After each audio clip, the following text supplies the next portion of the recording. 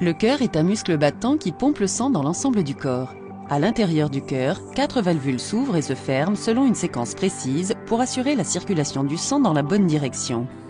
Toute malformation ou détérioration d'une valvule peut entraîner un dysfonctionnement de sa fermeture et permettre au sang de remonter.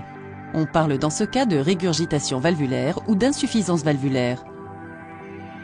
Dans un cœur en bonne santé, 2 valvules cardiaques contrôlent le flux sanguin entre les chambres supérieures, les oreillettes, et les chambres inférieures, les ventricules. Les 2 autres valvules contrôlent le flux sanguin entre les ventricules et les poumons et le corps. Le sang riche en oxygène passe de l'oreillette gauche au ventricule gauche par la valvule mitrale. Le ventricule fait passer le sang par la valvule aortique pour qu'il parvienne au reste du corps.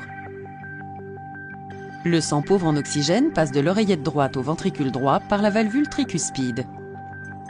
Il atteint ensuite les poumons par la valvule pulmonaire pour se charger en oxygène. Les 2 valvules auriculo-ventriculaires, la valvule mitrale et la valvule tricuspide, sont reliées au ventricule par de fins brins fibreux, les cordages tendineux. Ces cordages, conjointement aux muscles papillaires, maintiennent les clapets de chaque valvule en place.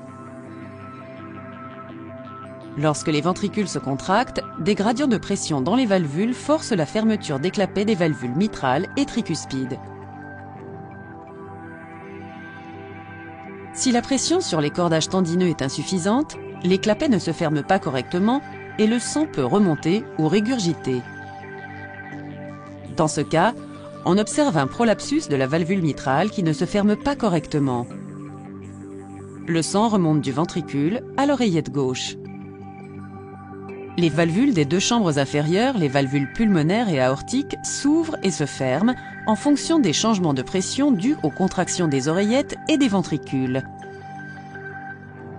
Ces valvules peuvent également présenter un dysfonctionnement ou une altération, ce qui provoque une régurgitation due à une fuite valvulaire. Comme le sang suinte dans le cœur, il y a moins de sang riche en oxygène en circulation dans le corps, ce qui oblige le cœur à pomper plus. En l'absence d'un traitement, la régurgitation valvulaire peut être à l'origine d'une détérioration du cœur ou d'un dysfonctionnement accru de la valvule.